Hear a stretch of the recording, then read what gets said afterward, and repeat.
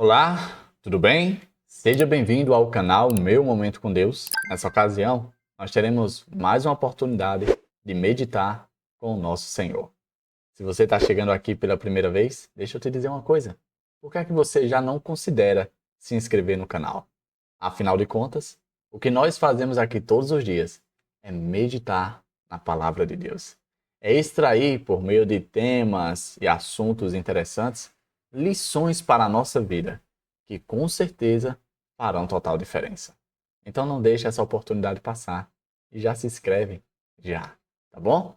Antes de nós conhecermos qual será o tema de hoje, eu gostaria de primeiro convidar você a orar comigo, para dessa forma estarmos devidamente preparados para sermos impressionados pela palavra de Deus. Vamos orar então? Senhor Deus, estás nos céus, de fato e com toda certeza, o Senhor é bom e a misericórdia do Senhor se renova diante de nós todos os dias. Ah, Deus, como é bom ter esse momento contigo de meditação, de reflexão, em que nós refletimos em temas e assuntos oportunos e que de fato faz a gente não apenas crescer, mas ter o discernimento acerca de quem o Senhor é de fato. E isso é maravilhoso. Nós sabemos que para termos essa experiência real e transformadora na tua presença, nós precisamos da presença do teu Santo Espírito. Por isso eu te peço mais uma vez, derrama sobre nós o teu Espírito, para que ele venha ao encontro do nosso coração e dessa forma prepare-o para te receber. Senhor, perdoa os nossos pecados também.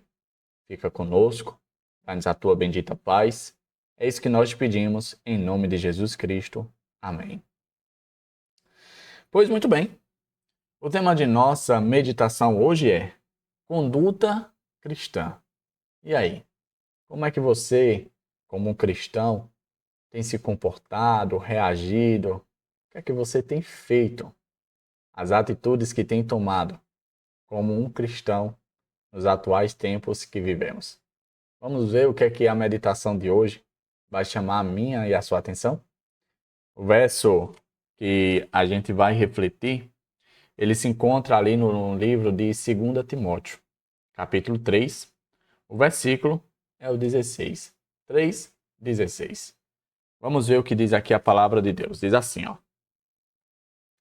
Toda a escritura é inspirada por Deus e útil para o ensino, para a repreensão, para a correção, para a educação na justiça. Interessante que esse verso ele está dentro de um contexto em que Paulo está chamando a atenção de Timóteo, quem sabe ali dando os últimos conselhos antes da sua morte para o jovem Timóteo, a perseverar na sua caminhada cristã, a permanecer, a ser o que ele sempre foi, um jovem dedicado, um jovem temente a Deus, um jovem que busca não apenas a sabedoria, mas principalmente o assim diz o Senhor. E aí Paulo chamando a atenção dele dizendo o seguinte: olha, as coisas, Timóteo, vão começar a piorar. Mas em detrimento a essas situações, você continue a ser o que você tem sido durante todo esse tempo. Você permaneça no aprendizado, no conhecimento que você foi ensinado desde criança. Porque é dessa forma, meu jovem, que você não apenas alcançará a graça, mas com certeza fará a vontade de Deus. A Bíblia fala, e eu já em algumas outras oportunidades mencionei sobre isso, que o dia de guarda é o sábado, né? Não existe nenhum outro verso que fale de forma contrária a isso. E aí a Bíblia também fala que a não obediência desse mandamento, o quarto mandamento ali do Decálogo, acarretaria no apedrejamento, ou seja, na morte. Só que hoje não são todas as pessoas que guardam sábado. Boa parte, para não dizer a grande maioria, não guarda o sábado. E aí a gente fica nesse dilema. Tá, então no caso, nós temos autorização à luz da Bíblia de sair tacando pedra nas pessoas? É isso? É dessa forma que nós devemos vamos dizer assim, agir? É essa reação que a Bíblia espera de nós? que a gente apedreje aqueles que não guardam o sábado? Será que é isso que nós devemos ter como conduta cristã? E com relação aos dilemas mais modernos, como por exemplo, com relação ao aborto, o que a Bíblia fala sobre o aborto?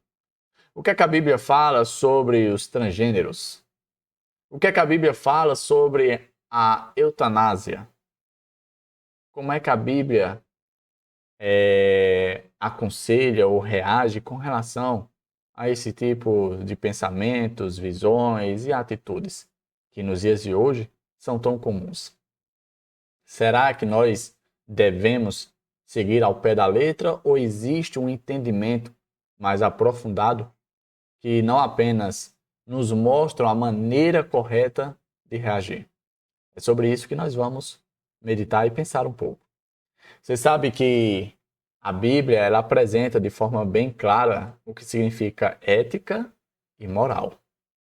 Se a gente fosse tornar isso de maneira bem simples, para ficar claro o entendimento, a ética seria um convite a refletir e a pensar. A pensar em que, Davi? Na moral. Nos princípios que regem a moral. A moral, por outro lado, diferente da ética, é exatamente o executar, é o faça, é o execute. Enquanto a ética convida você a pensar, a quem sabe, como diziam os antigos, a matutar, já a moral diz o seguinte: você deve fazer isso. Então, já que a moral ela é envolvida por princípios, vamos citar um princípio que inclusive foi mencionado pela meditação, por exemplo, o princípio da reverência. Dentre tantos princípios que existem dentro da palavra de Deus, vamos falar sobre o princípio da reverência. Já que o princípio da reverência fala que nós devemos ter reverência, por exemplo, dentro da casa de Deus, então como é que eu vou executar isso dentro de realidades diferentes? Por exemplo, dentro do contexto cristão, uma maneira que eu exerço reverência é quando adentrar em um templo, na casa de Deus, eu retire um chapéu, caso eu tenha um chapéu. E dessa forma eu estarei demonstrando reverência. Já numa sinagoga, para eu demonstrar reverência, eu terei que colocar o chapéu. Dessa forma eu estarei demonstrando reverência. Já na realidade de uma mesquita, a forma que eu irei demonstrar reverência é tirando o calçado e os sapatos. Percebe que o princípio ele permanece mesmo em contextos e realidades diferentes? Todo princípio bíblico, ele é eterno. Embora a sua aplicação, embora a sua ação seja diferente, ele permanece. Então, com base nisso, a gente extrai o seguinte ensinamento: houve tempos, contextos, momentos em que o ser humano, o povo de Deus, era cobrado a viver de uma forma. E houve momentos de outra forma. Um exemplo claro disso foi com relação ao apedrejamento que eu citei no início. A não obediência do quarto mandamento, cumpria-se a pena ali de apedrejamento. Porém, a gente percebe que já no Novo Testamento, um tempo diferente, um contexto diferente, aquele crime de adultério que antes era pago com apedrejamento, Jesus não apedrejou, não autorizou o apedrejamento. Percebe que mudou? O princípio mudou? Não. Continuou sendo pecado, continuou sendo a transgressão de Deus. Porém, a realidade era completamente diferente.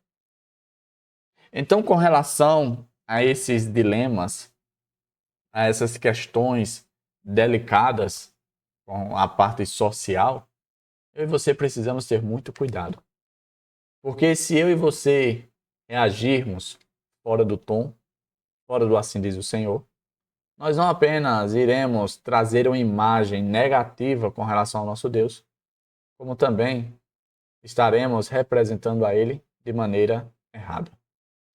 A melhor forma para que eu e você tenhamos uma conduta cristã correta é que a gente, de fato, haja com ética, ou seja, que a gente reflita, pense, ore ao Senhor com sinceridade e que esteja disposto a fazer a vontade do Senhor, mesmo que seja na situação de ignorância.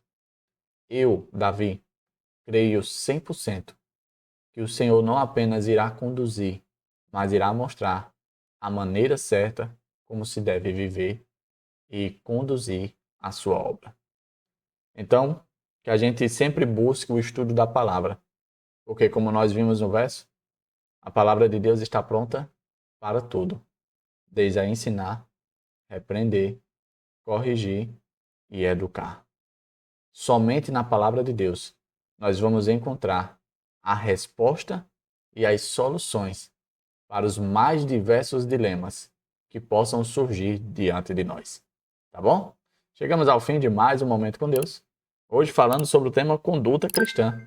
Um tema, podemos dizer assim, um pouco complexo, mas que vale sim a nossa atenção, porque eu e você precisamos saber qual o tipo de conduta que nós devemos ter, principalmente para a época em que vivemos. Tá bom? Se Papai do Céu falou ao seu coração, e se você acha interessante que essa meditação alcance outras pessoas, o seu gostei, o seu like, vai promover essa ação. Vai fazer com que a plataforma recomende para outras pessoas. Então aproveita a ocasião e deixe o teu gostei. Também, se você quiser se unir a mim nessa empreitada de compartilhar as boas novas de Deus, aproveite e compartilha esse link, essa meditação, esse estudo para outras pessoas. Quem sabe até mesmo da sua lista de contatos. E dessa forma, não somente eu, mas você também estará fazendo o assim diz o Senhor. Tá bom? Até a próxima e tchau, tchau.